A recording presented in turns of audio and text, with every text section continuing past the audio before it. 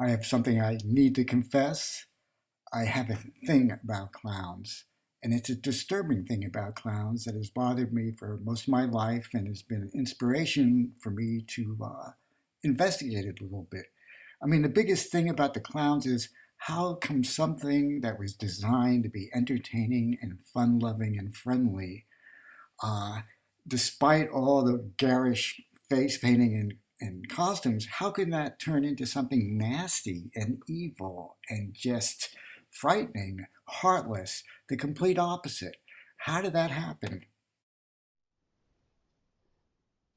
Personally, it started at my grandmother's house. We'd go over there for dinner, and the family would be around the dining room table and talking and eating, and the lights would be on bright, all sorts of life affirming activity. And I would sneak into the darkened living room to check out the clown that was always hiding in the bookcase in the corner, smiling maliciously, that painted smile, those bright eyes, the teeth. It was just really scary. The history of clowns is no funny matter. It is actually quite serious.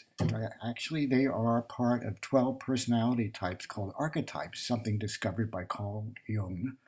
The personality types span all the cultures through all time, and they are the creator, the sage, the caregiver, the innocent, the jester, the magician, the ruler, the hero, the regular guy, the rebel, the explorer, and the lover.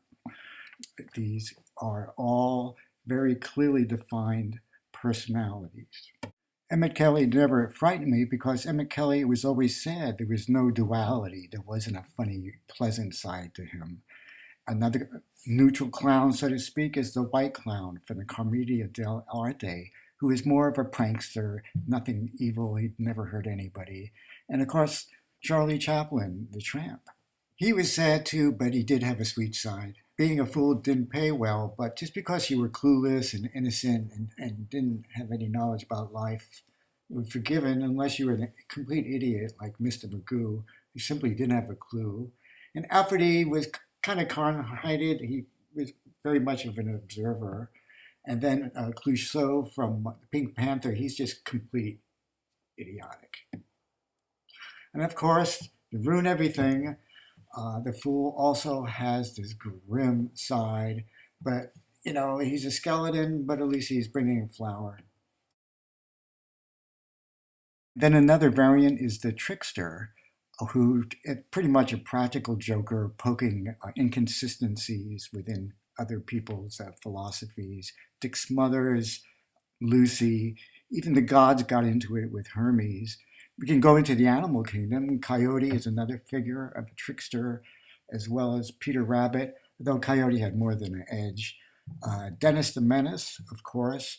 I prefer Calvin of Calvin and Hobbes. He was more of a thinking man's fool, jester rather.